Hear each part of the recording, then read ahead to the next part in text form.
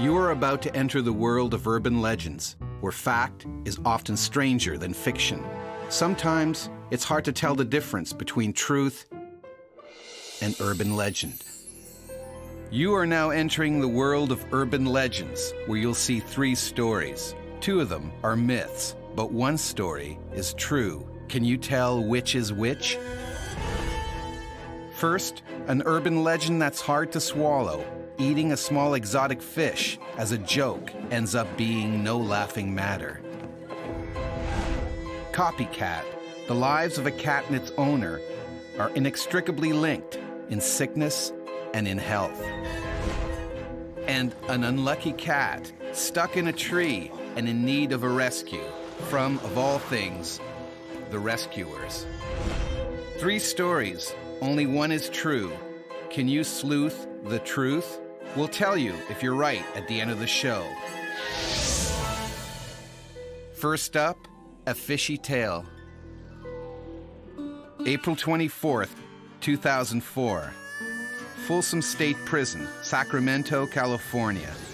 After 8 years in prison for armed robbery, Jack DeMiguel is released. Looking forward to this day is his girlfriend, Mae Brown. Jack's always gotten into trouble. Guns, drugs, gangs. He's done a lot. It's not like he wasn't a good boy, but when you love somebody, you love somebody, so. His release is a reunion with his fellow bad boy best friend. Meet Dwayne Charuto. How about that? Yeah? One night we were drinking a little too much and went into the 7-Eleven and we decided to rob the place. We got away with big fat $111. Cost us 8 years each in jail. The second he got out of there, man, we knew we were just gonna go back to partying and drinking just like before. Jack, his girlfriend Mae, and his best buddy Dwayne are together again. Jack is determined to make up for lost time. Just wanted to go out and celebrate, really. Yeah!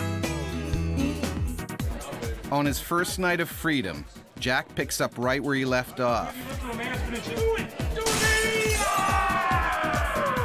Downing beer after beer after beer. Jack, Mae, and Dwayne decide it's time to eat. Their choice, a sushi restaurant. Jack DeMiguel doesn't know that this is to be the last meal of a condemned man.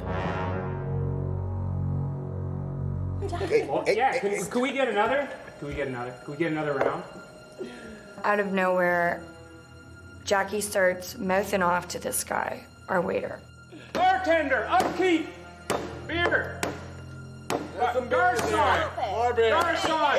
Boy, he was carrying on like he usually did. He was just joking though, but you know, some people, they just can't take a joke. They don't understand Jackie boy sometimes. Hey, food! Hey, fung! For the restaurant's waitstaff, Jack's loud outbursts are becoming hard to ignore, especially when he begins to complain about the food. He wasn't too happy, man. I think they messed up. Must have been week old fish they had just laying out in the back somewhere. I guess, you know, we didn't look like the type who would eat at a place like that, and I guess they didn't think we'd know the difference, so got a little ugly after that. He was yelling at the waiter, "You call this fresh fish?" I feel fresh. You want to see fresh? I'll show you fresh fish. So they had this big aquarium at the front with all these tropical fish. He grabbed a big old goldfish right out of it, just scooped it out with his hand like a bear by a river, you know? His next move, as well as being cruel, is also very stupid. Jack doesn't realize that his catch of the day isn't a goldfish. Right here. And everybody in the restaurant was looking at this point. Some people were laughing, some just looked real shocked. And he picked that fish up, he swallowed it whole. And with that, Jack seals his fate. He downs a porcupine pufferfish known as the Japanese fugu. Its flesh is much prized in sushi, but its liver and skin are highly poisonous. They contain a neurotoxin called tetrodotoxin. It causes muscle paralysis and eventually asphyxiation. There is no known antidote for this poison. Complicating things for Jack is the fact that the fish has lived up to its name. When agitated, the pufferfish instantly puffs up to 5 times its normal size, in this case, fatally blocking Jack's windpipe. Jackie, he started grabbing his throat like this, and he was choking and convulsing. He was on the ground, shaking. We didn't react in time, and less than a minute later, Jackie was gone. So, did Jack die from eating the poisonous pufferfish? Is this a true story? Don't decide just yet, because we have 2 more stories for you to consider. In the meantime, consider this mini-myth. Mini-myth number 86. The attack goat. 77-year-old Carl Hulsey from Canton, Georgia, couldn't afford to buy a dog to guard his property, so he decided to train his pet goat Snowball to do the job instead. Halsey taunted Snowball and beat him to teach the goat to be mean and attack intruders. But one day Snowball got his revenge. When his owner approached with a stick, he butted the man over the edge of a porch, killing him instantly. Did Snowball really kill his owner Carl by butting him off a porch? True story? Or are you just the butt of a good joke? Actually, it did happen. It was no joke, especially for Carl. Snowball was saved from a death sentence. An animal rights group pleaded on his behalf, and Snowball now lives on a goat sanctuary. On Urban Legends, you'll see 3 stories. 2 are myths, and 1 actually happened. So far, you've seen the story of a man who died after eating a poisonous pufferfish. Was that true? Don't decide until you've seen all 3 stories, including this next one about the Copycat. This story of an unusually strong bond between a cat and his owner began in 1993, a relationship that astounds even the most skeptical. Meet Sarah Walker and her cat, Ebony. I like the look of him. Just wanted to hug him and, like, my baby. You know, it's just like, where you been all my life? Sarah and Ebony live in perfect harmony, and all is well until Sarah falls ill. Yeah, I first realised that something was up when I used to fall asleep all the time. I had blood tests and stuff. They eventually found out that I had an underactive thyroid gland. Thyroid problems can cause extreme fatigue and sometimes loss of hair. During her treatment, Sarah notices Ebony showing similar symptoms to hers. He started to get quite, I don't know, a little bit slow, not quite himself. And he started losing fur and stuff like that. And then I realised that something was up with him. Sarah takes Ebony to the vet. A blood test reveals that Ebony has also developed a hormonal imbalance. It's a strange coincidence, but it's after a traffic accident that Sarah is sure something weird is going on. When I had the motorbike accident, I mainly landed on my right leg and tore all the ligaments and tendons away from the bone. Although it isn't broken, Sarah's right leg ends up in a cast. But while she is recovering, Ebony too suffers a similar fate. No one witnesses an accident, but Ebony exhibits symptoms similar to being hit by a car. Meet Ebony's veterinarian, Dr. James Hill. The damage to Ebony's leg was mainly to the hindquarters, to the muscles, tendons and ligaments. The bones on the x-rays were intact. Ebony and Sarah damaged ligaments but didn't break any bones. Sarah's leg heals, but Ebony loses the use of his leg, and it's determined that it has to be amputated. Two shocking coincidences. Could it be true? Can a caring cat become a copycat? Meet animal communicator Joanne Hall. When you have an animal that's got a very, very strong bond, especially a domesticated animal, what normally happens, they feel it's their duty to take on whatever the owner has. So they almost mirror their symptoms. But sometimes, in rare cases, they'll actually develop a full-blown illness or disease that the humans have. You could have so many cats or dogs in the house, but only one will take the illnesses off the person because they're the most bonded to the people. Ebony suffers a hormonal problem similar but worse than Sarah's. They both suffer traffic accidents, but Ebony faces a more devastating outcome. But this is not the end to the uncanny similarities between feline and human. I started getting toothache. It was just getting too bad to tolerate. Went to the dentist and found out that they were growing at the wrong angle in my mouth. So Sarah has her wisdom teeth removed. And then it's the cat's turn. About a couple of months after I had my teeth done, I noticed that Ebony's breath was getting a bit worse for wear. And when he yawned, you could see that his gums were getting very inflamed. Ebony has gum disease, and over the course of a year, the vet removes all but 4 of his teeth. Unfortunately, his mouth remained a problem, and he had to come back a year later and have even more dental work done, involving more extractions and more cleaning up and more antibiotics. And generally, he was fairly unhappy at that stage about his mouth. Ebony recovers, but the situation gets worse. Sarah is now confronted by an eye problem, cataracts. I was born with a cataract, so I've always had eye problems. They did say later in life I'd need a cataract operation. Sarah is scheduled for the operation, but the question is, would Ebony develop a similar medical problem? He developed a small ulcer, which is damage to the cornea itself, and despite treatment, that ulcer refused to heal. Ebony's eye cannot be saved. Since her operation, Sarah is enjoying good health, and even though Ebony has been rapidly using up his 9 lives, he's been stable as well. Can this story of the copycat be true?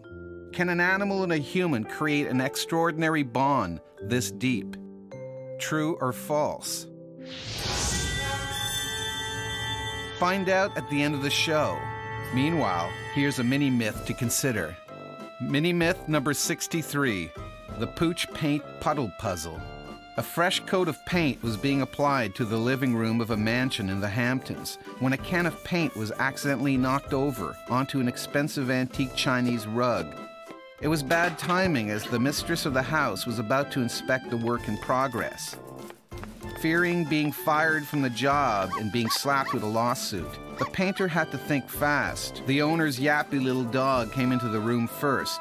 He quickly picked him up and threw him in the paint puddle, shouting, "Bad dog, look what you've done." The owner enters the room and right away blames the dog for the mishap and not the painter. Did this happen? Was this Pooch in a paint story true or false? It's false. Stories about blaming mishaps on animals, especially spilled paint, have been around since the 1920s. On Urban Legends, we show you 3 remarkable stories. One actually happened, but the other 2 are pure bunk. You be the judge. Is it the story of the poisonous pufferfish exacting revenge after it was devoured by the ex-con? Could it be the copycat, whose very life seemed linked to its owners? Or is it our 3rd and final story, the cat that runs out of lives? London, England, 1977. A landmark year. Punk rock explodes. The Queen celebrates 25 years on the throne. And a young girl is about to witness an urban legend in the making. Meet Tammy Jones today as she recounts the story from her childhood. Oh, he was my pride and joy. He was everything to me. When I used to come home from school, the first thing I wanted to do was play with Gareth. The love of Tammy's life a ginger tomcat. Meet Gareth. He was just so cuddly and loving, and he was just adorable. But not to everyone. Meet Tammy's former neighbor, Edith Paris. Yes, I remember Gareth. Always going into people's gardens and weeing everywhere. And then he got bold, started going in their houses. Gareth the cat finds his way into Edith Paris's house, much to her disapproval. She wants the cat out. Rushing around the room after him, and he was scampering around, and I was hitting him with a newspaper, and he leapt out the front window. Chastised and beaten by Mrs. Paris, the frightened feline Gareth seeks refuge and makes his escape to the front yard. Gareth would always come in for his morning feed by usually 1 o'clock the latest, and he hadn't turned up that day, and that was just really unusual. That was not like him at all. The worried young Tammy begins to search for her beloved pet, and it isn't long before she finds him. For Tammy, who fears for the life of her furry friend, it's a nightmare. That's when I ran back to Mum and said, Mum, Gareth stuck up the tree. Help is needed to rescue the cat. Meet firefighter Alan Tyne, 30-year veteran, but back then, a new recruit. Got a call. Pretty much like today, normal day, been a bit slack. Cat stuck up a tree. So the next thing that happened was a big red fire engine turned up, a big burly fireman in it. It was quite thrilling, really. Arrived at the scene, and they tried everything, you know, cooling it, food, all sorts of stuff.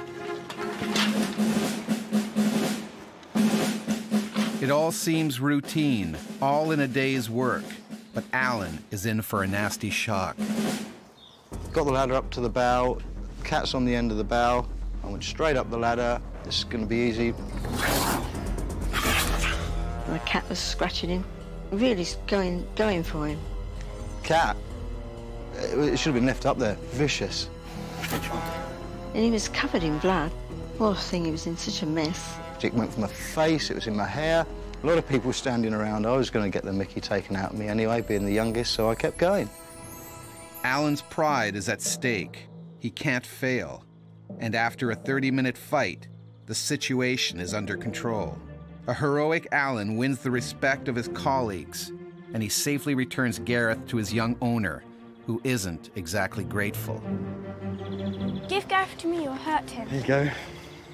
Gave the cat to Tammy. But was she grateful? No. I've come out of some fires with some bruises, but I was scarred for months. I'd rather go to a fire than a cat. Job done. The cat is safe. The story should end there, but in true urban legend style, it goes on. Several fateful moments too long. Don't worry, Gareth, that nasty man will leave you alone now.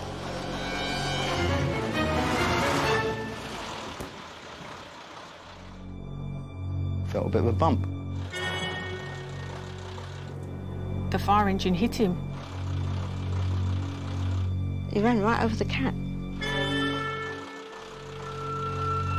1 minute I was up in arms with joy, the next minute I was absolutely in tears, I remember. Absolutely tragic. I think they were the very words I used at the time. Well, I had quite a few cats after that. None of them were like Gareth. He was my special little baby. You know, he was my first pet and always will be.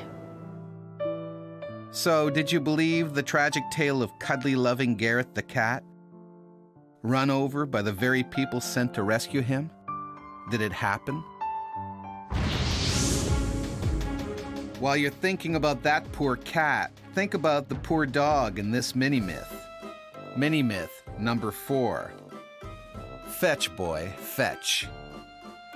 A guy going out on a blind date is invited to the girl's apartment to wait while she gets ready. She has a pet dog terrier that she was clearly devoted to. The guy plays ball in the living room with the dog while she applies makeup in the bathroom. The ball play gets lively. The ball bounces out of the apartment window and the dog follows. Unfortunately, her apartment was on the 15th floor. The girl came into the room wondering where her dog had gone. Her date didn't say a thing. So is it true or false? Of course it's not true. If it's vaguely familiar, no wonder. It's been used in movies, commercials, and comedy shows, but there is no documented evidence of it ever happening for real. You've had time to decide which one of our 3 stories is true, and it's time to find out if you're right. Was it the one about the man who died after eating a puffer fish? Or could it have been the sick copycat? What about the story of the cat up a tree, then run over by the rescuer's vehicle? Cats are accidentally killed on roads every day, but not Gareth. This story is false. And he certainly didn't die at the hands of the fire crew who had just saved him. The story has been around since the 60s in various places in the United States. It even surfaced in England in the late 70s, but there has never been a confirmation of it actually happening. 1 down, 2 to go. Copycat kitty or killer sushi? Well, if you went for the fish, you'd be absolutely wrong. Make no mistake, the fugu fish is poisonous and must be carefully prepared to make it edible. But Jack didn't die from it. Once the puffer fish had been taken out of the tank, it would have puffed up in a panic, making it impossible to swallow, just like this story. That leaves the incredible and unexplainable coincidences of Ebony the Copycat. This story is totally true. Yes, Sarah Walker did suffer through various mishaps and ill health, and her cat Ebony really did suffer similar circumstances. Ebony, however, had more serious outcomes, having his leg, teeth, and 1 eye removed. There is a very surprising link between them, but I can't tell you why that link is there, but I do observe that it is there, and it is very surprising. It's made Sarah worried about the future. Yeah, I'm a bit cautious now, but it is in the back of my mind with the things I do and stuff in case Ebony do his copycat routine again. So, did you believe the copycat's story? Well, if you need more practice in figuring out the truth from fiction, we'll have 3 more stories for you on the next Urban Legends.